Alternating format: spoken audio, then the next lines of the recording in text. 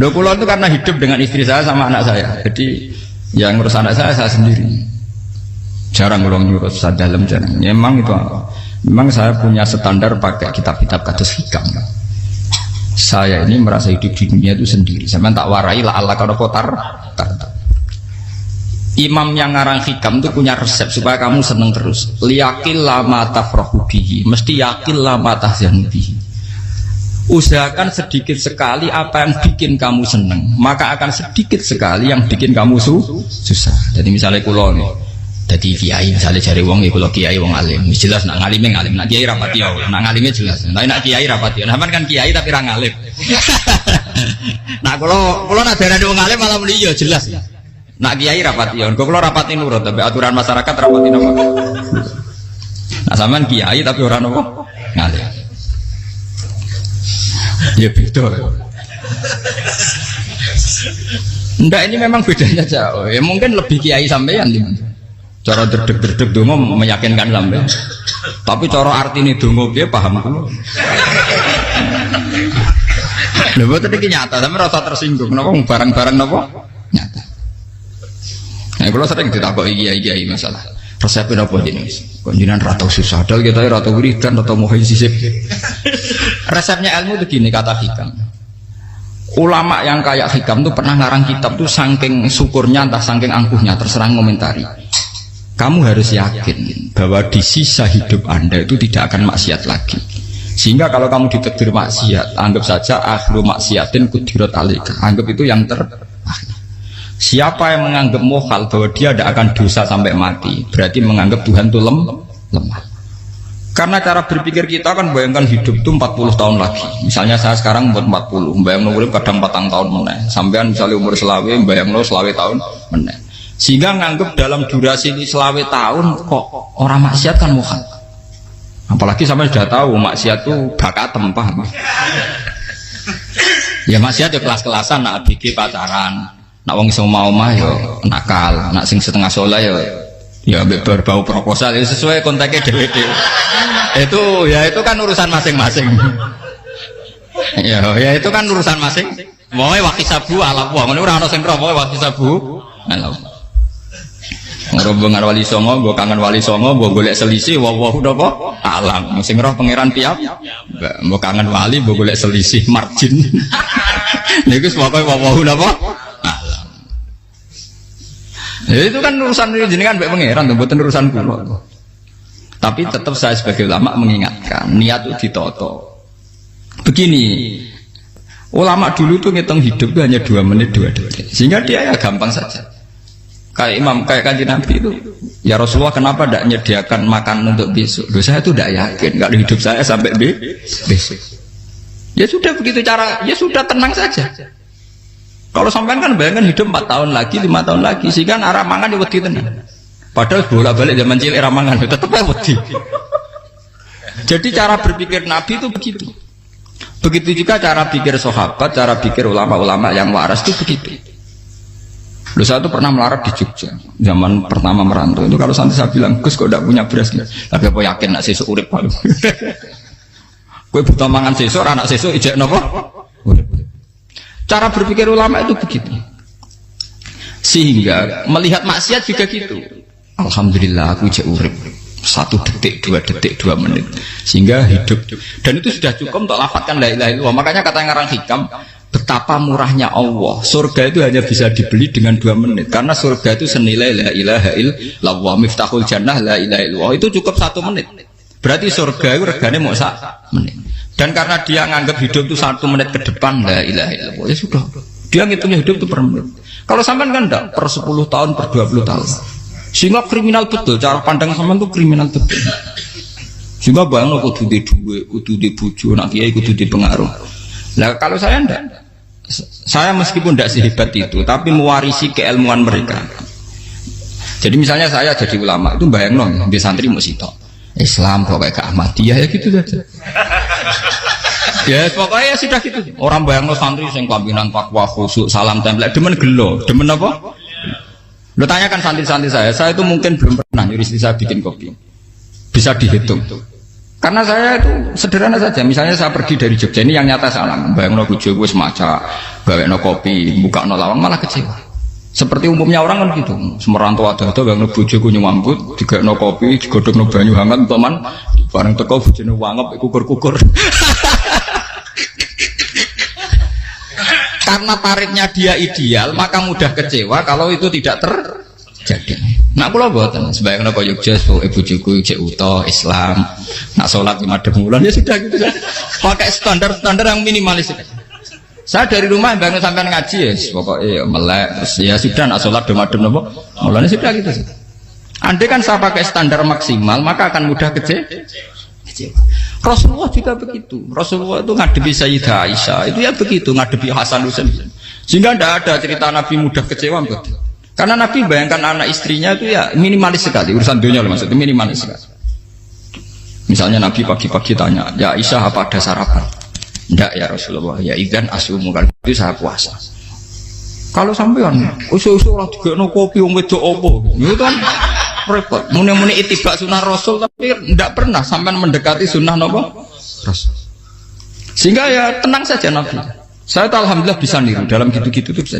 Makanya ini kiai muda paling enjoy. Banyak kiai-kiai yang sepuh itu kalau urusan gitu konsultasi masa.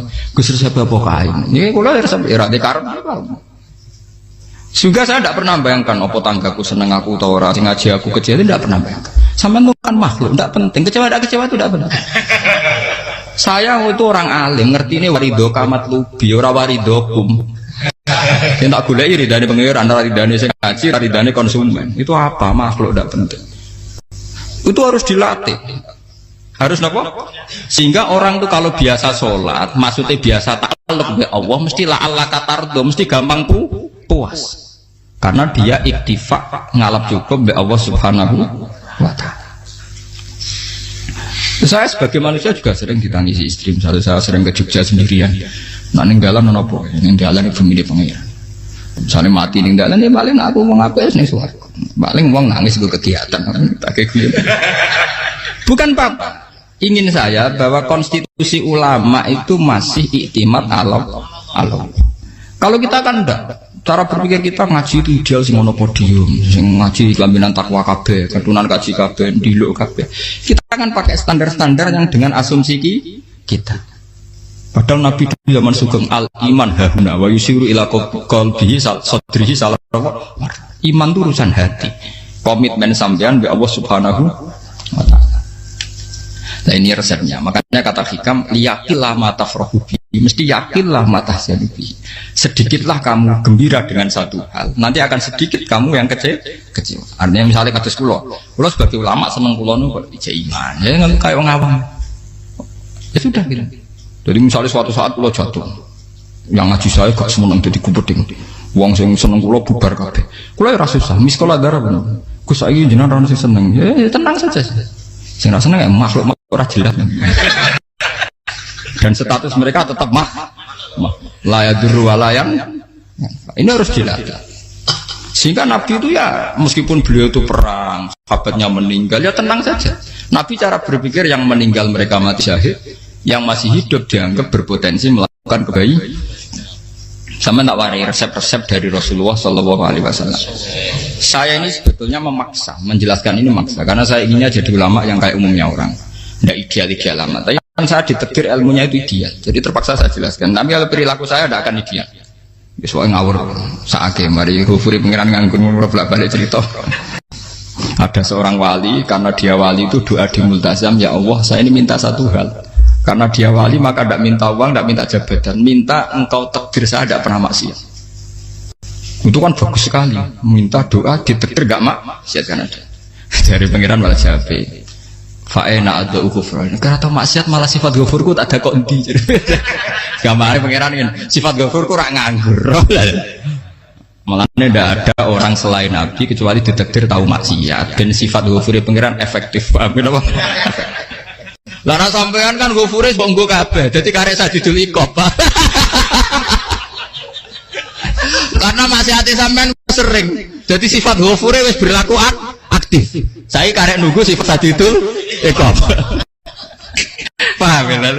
Itu beda dengan wali-wali. sifat sadidul iqab mau aktif, mereka tidak punya dosa. Malah pangeran bingung gak kok sifat ghafuril. Apa ada kok ghafur atau dosa? Didakoki sadidul iqab gak tahu maksiat. Jadi pangeran malah sing bingung. Nak kowe ora tau maksiat ghafur kok tak dakoki. Kok ora tau maksiat, wong iku ora tau apa? Didakoki sadidul iqab gak mungkin atau maksiat. Lah pangeran apa dakok ghafur kan syaratnya dosa sik. Sampean kan walian. Ghafure wis dientekno. Keseringan kepake, paham ya? Karek nopo? Karek sadidul iqab. Ya itu memang standar Tuhan. Semua Quran itu kalau nyeritakan gitu. Nabi ibadi anni anal ghafurur rahim. Kaulaku ceritani aku ghafurur rahim, tapi yo ceritani wa anna adabi wal adabul alim. Jadi Nabi ibadi anni anal ghafurur rahim wa anna adabi wal adabul alim. Kalau Nabi Ibrahim, Nabi Muhammad, inna rabbaka lasariul iqab. Pangeran cepat nyiksane, tapi wa innahu laghafurur. Jadi dua sifat ini pasti aktif. Dan tentu ulama itu senang sifat ghafur itu ya meskipun aktif, tapi mereka tidak pernah ngambil fasilitas sifat apa? Kalau baleni malih. Sehingga kayak Sayyidina Umar radhiyallahu anhu ketika beliau pertama jadi khalifah, ini cerita di kitab Hayati Sahabat. Pertama dia jadi khalifah, orang mengira dia akan ngomong hal-hal yang besar, visi besar tentang negara, visi besar tentang izzatil Islam wal muslim.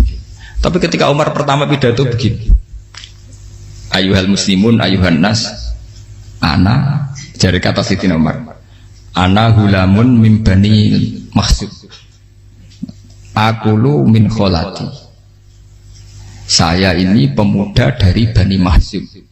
Kecil saya bisa makan karena bulik-bulik saya punya kebun kurma yang kalau saya memanen diopahi beberapa biji, dan itu menjadi kuti wahayati, menjadi saya bisa hidup. Terus wassalamualaikum warahmatullahi wabarakatuh.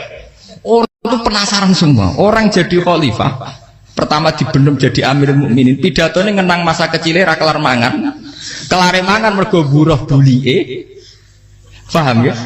Ngondoh kurma terus dikai tamarotin, beberapa kurma sing dadekno iso, dan itu saya pakai sampai ketemu Allah Subhanahu wa taala. Saya pakai misalnya sekarang saya mulya, misalnya kalau dibilang mulya ya ono sing nyucup, ono sing husnudzon, ono sing hormat, macam-macam sawangane.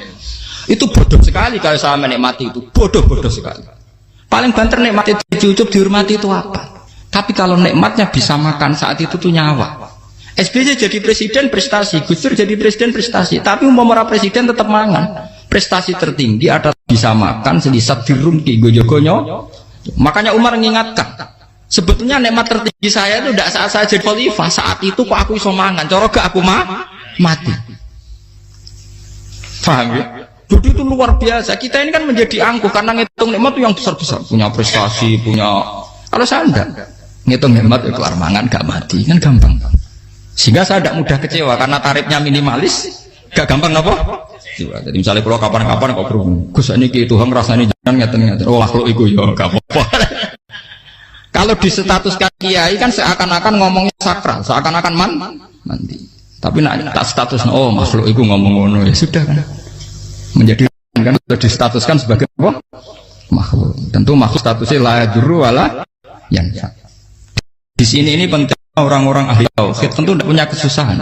Innalladzina qalu rabbuna wa tsummas taqamu. Itu mesti tidak ada kesusahan sama sekali. Misalnya ulama-ulama dulu mau mati, ya tenang saja.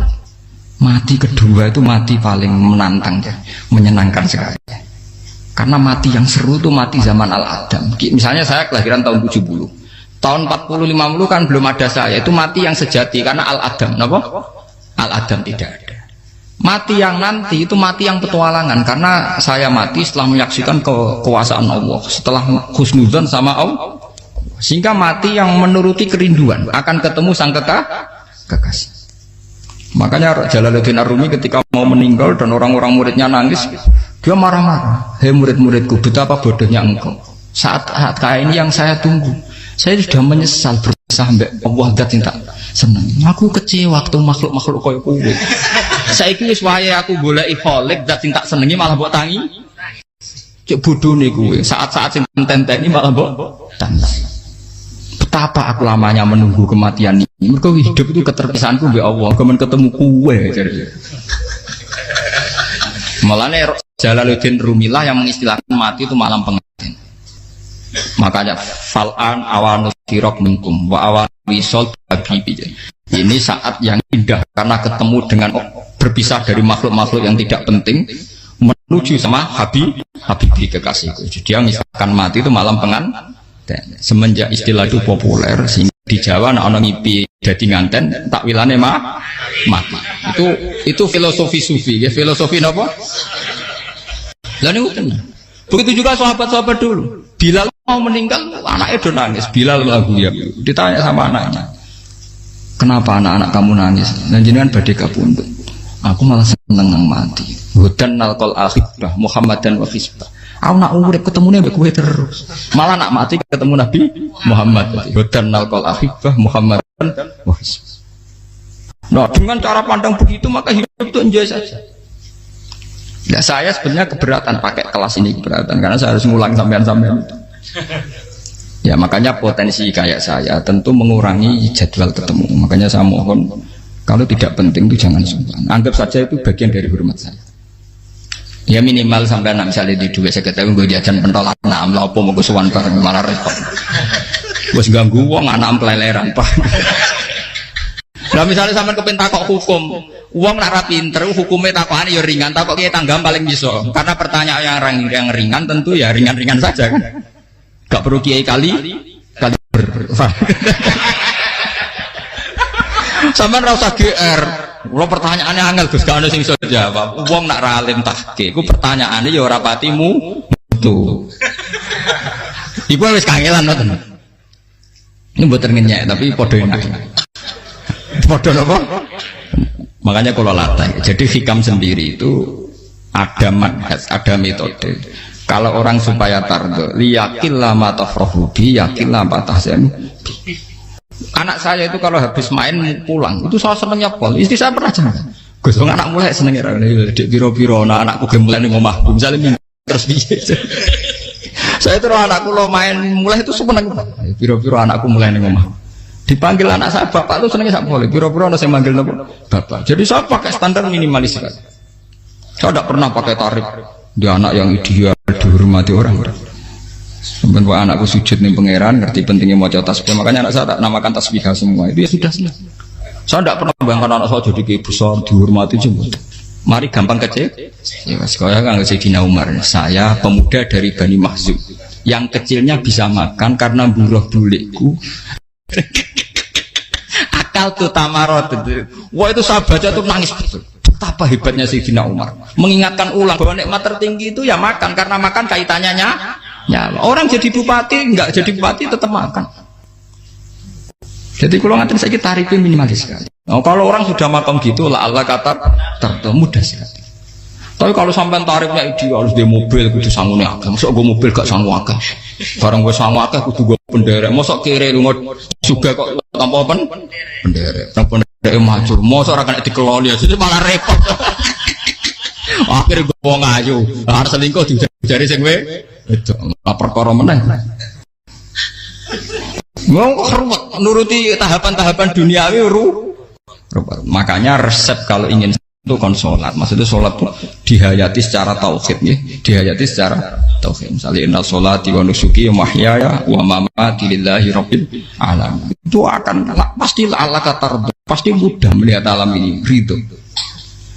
Ini satu sekelumit ya, di resep orang ulama yang saya meniru beberapa di kitab Hayati Sahabat, di kitab Hikam dan meniru terutama semuanya sanad dari Rasulullah Shallallahu Alaihi Wasallam. Makanya suatu saat Nabi itu kagum. Abdullah bin Mas'ud itu jalan dan dikawal oleh beberapa malaikat. Terus Nabi itu heran. Ya Abdullah, kenapa itu selalu mengawal kamu? Kata Abdullah bin Mas'ud, ya Rasulullah, inilah akhtu khutwatan, illa wa azunnu alla akhtu wa ukhra. Wa ma akatu luqmatan, illa wa azunnu alla alqamu ukhra. Saya itu tidak pernah melangkah, kecuali saya tidak pernah yakin apa betul saya bisa melangkah lagi. Jadi perlangkahnya itu dia iktimat Allah. Dan saya tidak pernah mengunyah satu kunyahan kecuali saya tidak yakin apa betul saya bisa mengunyah lagi. Setiap kunyahnya tetap semuanya berada Bismillah. Semua itu atas nama pertolongan atas kata Rasulullah. Orang kakak Andaikan saya ada nabi terakhir itu jadi nabi. Jadi kemana? Makanya dulu nabi itu sering ngendikan, andaikan orang-orang kayak gitu itu ada nubuah, tentu mereka punya derajat nopo nubuah. Jadi tidak jadi nabi tapi punya derajat nopo nubuah.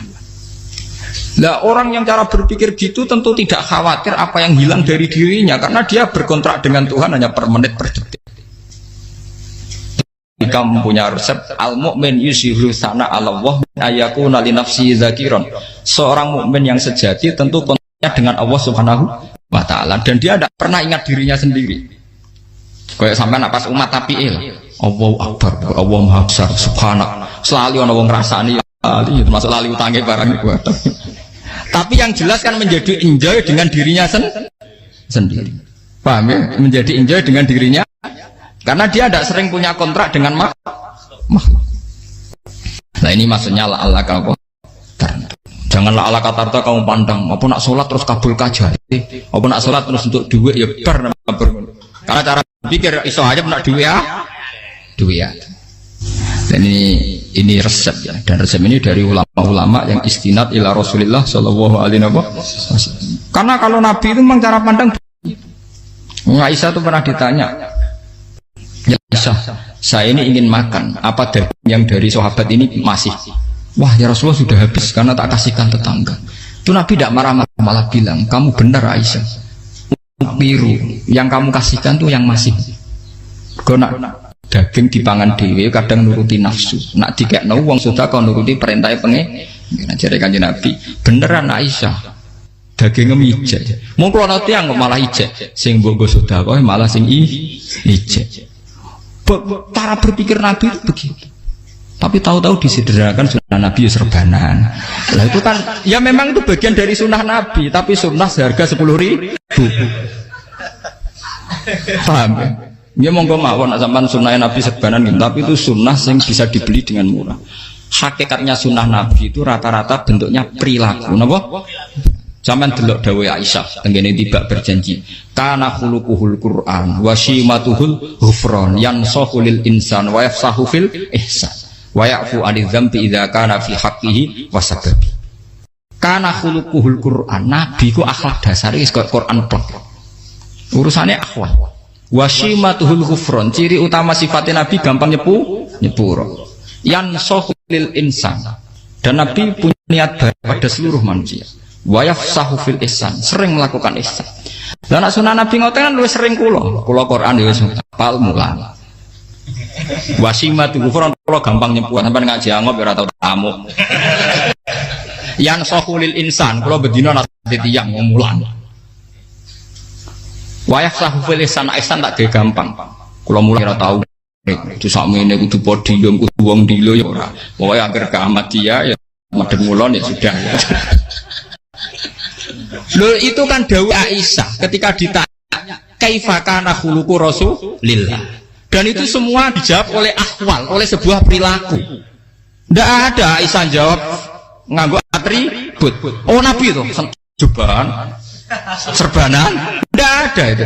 Memang itu sunnah ya, satu itu sunnah kan, jangan salah paham ya.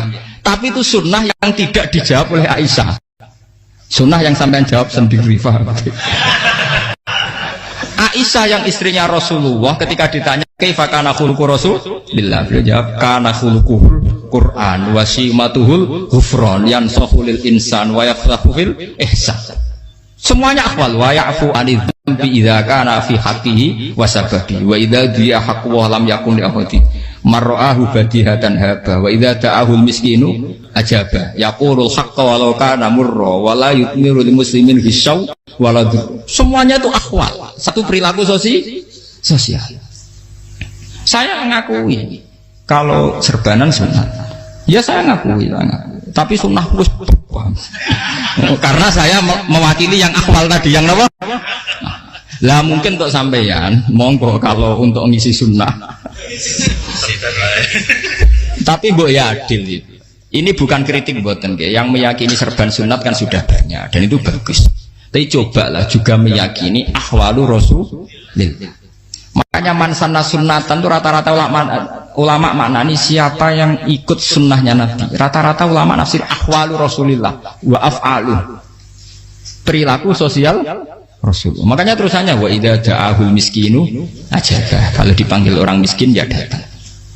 Ya maksudnya ada harus orang miskin manggil pas resepsi kawin boten. Misalnya ana wong melarat kuwi di sepeda motor, wong melarate yo ngeturun puskesmas ya mbok terno. Wong melarat loro yo nukono misale apa minyak kayu putih mbok tekani. Ora kok ngerti-ngerti mbok musan walimatul urus sing wajib piye. Payah. Lho lalu Jauh miskin aja be ora ana hadise urusan walimatul Islam mboten. Kalau orang miskin manggil ya. Dalam riwayat hadis ya Nabi sering dipanggil orang miskin. Ya Rasulullah, mbok datang ke rumahku, ada apa? Terus ya Nabi, saya tuh ingin rumahku sing elek jenengan nanti salat teng mriku. Ya Nabi datang ya salat saja ya ora jaman. Fi ayyi makanin aradta an usolli fi. Kamu di tempat mana kamu seneng salat teng mriki ya Rasulullah. Ya Nabi salat. Sing ngundang ya waras pisan. Kenangan mbek Nabi kok mae dienggo salat Nabi.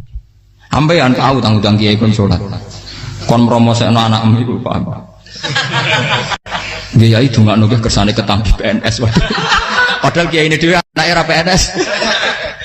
Kalau dulu kan sahabat ngundang Nabi itu ya gitu. Ya Rasulullah, saya itu ingin sekali engkau sholat di rumahku. Fa'takhidahu musallan. Kemudian tempat yang pernah engkau sholati mau tak pakai musola pribadi.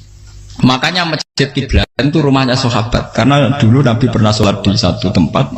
Adalah ono perintah tahlilul kiblat itu di rumahnya sahabat. Itu sahabat dulu itu kalau ngaturin Nabi itu kenanya ingin Nabi pernah sholat di situ. Nah, ilmu ngeten ini mentek. Ya, untungnya nonton kulo. Jadi ono sing eling-eling ya, Bang. Teman-teman kudu syukur ya. Artinya syukur ya. Orang kayak saya itu tidak usah sampean dikte-dikte ngikuti hukum adat. Kalau ngoten sampean gelo mergo kula ora iso teko, kula ya gelo perkarane ulama kok mbok atur. Makanya saya sering guyon cerita saya itu kalau di pasar Pandangan dulu tuh anyaran boyong sering di pasar ditanya sama Gus wong alim kok di pasar. Piye? Aneh to. Ya aneh kuwi. Aneh piye? Bodhonya wong alim. Kadang masyarakat tuh tidak sadar keanehan dirinya sendiri. Mereka enak saja merasa kalau orang alim ke pasar itu aneh. Mereka tidak sadar orang bodohnya wong alim ya aneh. Enak saja mereka mikir sepi. Faham ini supaya sampean Allah kan apa tar. Makanya untuk Rasulullah, Nabi itu sering ngendikan nek ana tamu hormati. Tapi etika mertamu di Rasulullah itu walakin idza du'aitum. Mertamu Nabi itu nunggu ditimbali. Walakin idza du'itum du'iya mabni majhul. Ketika kamu ditimbali jadi ya ayyuhalladzina amanu la tadkhulu buyutan nabiyyi illa ayyudzana lakum. Jadi untuk sowan Nabi itu nunggu dipang ya, meskipun sahabat tuh rindu Nabi tidak berani sowan ke dalamnya Nabi. Kalau ingin ketemu Nabi di barengno pas sholat jamaah karena Nabi pasti keluar di andai kan Nabi nerima tamu di rumah ora sido dadi Nabi. Sama nampa tamu.